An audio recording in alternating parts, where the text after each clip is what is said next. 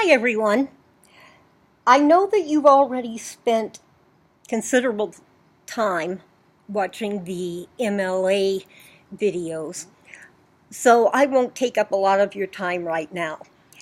But I do have a few specific things that I want you to do for this class, so I wanted to go ahead and tell you about them now. First of all, the videos that you've already seen says that you should always follow your instructor's directions, right? Now, most of what I want is strict MLA style because I want to teach you how to use the style and also how to work with various guides so that you'll know how to look up information for other styles as well. But there are a couple of things that I specifically want for this course that are not really different from what the other videos indicated. They're just one of a variety of choices she gave you. First of all, you should always complete at least a working works cited page before you begin drafting your paper. Doesn't necessarily have to be the very final works cited page that you turn in, but it should be a fairly good draft. The reason for that is that, as the other videos pointed out, what you put in your in-text citation is whatever appears as the first item on your works cited entry page. Well, you won't necessarily know what the first item in the entry is until after you've written the entry, right? So it's best to set up your works cited page before you write even the very, very, very first rough draft of your paper so that you can do your in-text citations. In fact, I kind of recommend that you set up a works cited page and keep up with it every time you find a new source that that you think you might want to use, even if you're not sure you're going to use it in your paper yet. And I'll tell you why I recommend that. Yes, the works cited page is the last thing that appears in your paper, but not only does doing it in advance help you know how to do your in-text citations, but if you work on it as you go along, it will save you time in the weeks right before the paper is due. Now, no matter how much pre-writing we do and how much time we spend drafting and revising,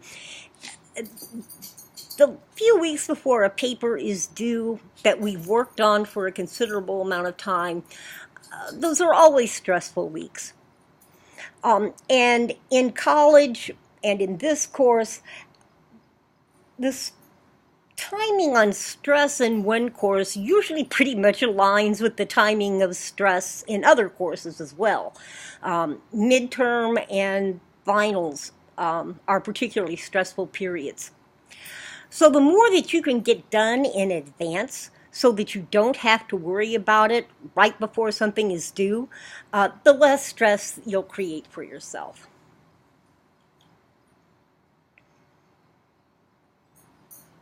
Now, the works cited entries in your final paper have to be alphabetized and they have to use hanging indent.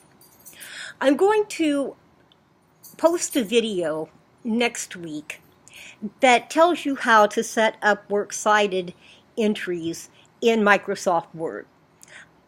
I figured you had more than enough to do this week, so I would just wait until next week to present you with that information. And if you do this as you go, like I said, it will save you a lot of stress at the end of the semester.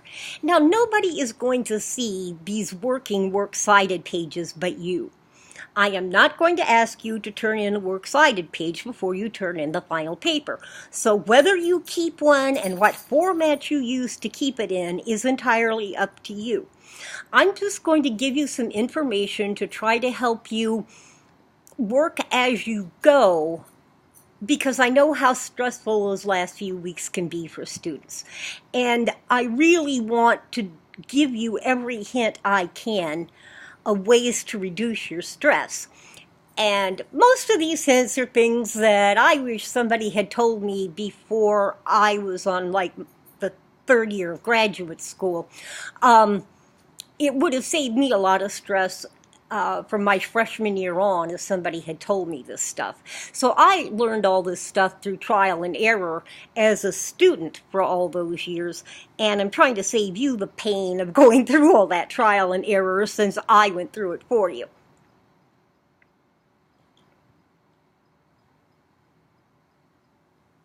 One thing that's important to know is that when you open an article from the library database, sometimes it will open in something called PDF, which means that when you download it, it opens in Adobe Acrobat.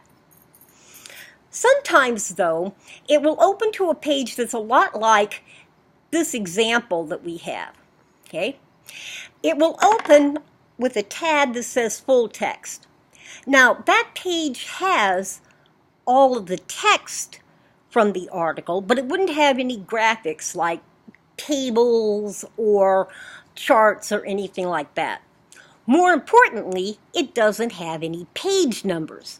And you need the page numbers for your in-text citations. So what you want to do is you want to go to this middle tab that says full text PDF. And you want to click on that. And that's the version of the article that you want to download and save to your computer. Because you'll need the page numbers to do your in-text citations, and the PDF version has page numbers on it. Okay? So make sure that you always use the PDF version. There might be an occasion when PDF isn't available. But most articles are available in PDF now, so always use that when you can.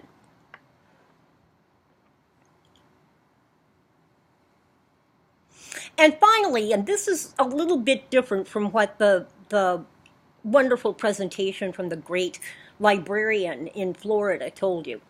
What I want for the URL on your works cited page is the URL that indicates that you took the article from our database. Now, the presentation from Florida said that in some articles there's a different URL and you should follow that to access the original article as opposed to using the one in the database. And it tells you that if there's a DOI designation, you should use that instead, and that's what you should do probably in other courses. But not in my course.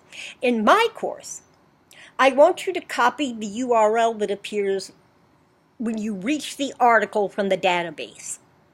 So in other words, you use the database, you call up a list of articles, you click on the title, and as soon as it takes you to that article, copy and paste the URL that's in the address bar from that page. Because that URL will include the information about the database that you downloaded it from. Now, yes, you are supposed to include information about the database in your works cited entry. But not everybody does all of their works cited entries correctly. So if I at least have this URL, I'll know that you did get the article from a database, which of course you have to do, even if you forget to note the database name in the works cited entry, as you're supposed to. Some of this might sound like, what is she talking about? It will all make a whole lot more sense as we go along. But I wanted to give you all of this information as you begin collecting your sources, because it's information that you need to gather as you collect it. And if you don't know what information you're supposed to gather to do the Works Cited page, then when you're ready to finish your paper, you have to go back and look all this stuff up again. While if you know ahead of time what stuff you need to make a note of, you don't have to go and look it all up again. And like I said, it seems a little confusing at first, but I am really trying to give you the easiest way and the quickest way to do everything so that you don't have to look up articles twice or go back and look up information that you would have noted the first time you looked at a source if somebody had told you that you needed it. We all have far too much to do to do anything twice if we don't actually have to. So I hope that clarifies for you some of the specifics that I want. Of course, if you have any questions, you know I'm here for you and more than ready to and willing to answer. All you have to do is send me an email from an account other than Canvas, of course, to deborah.oakey@csn.edu.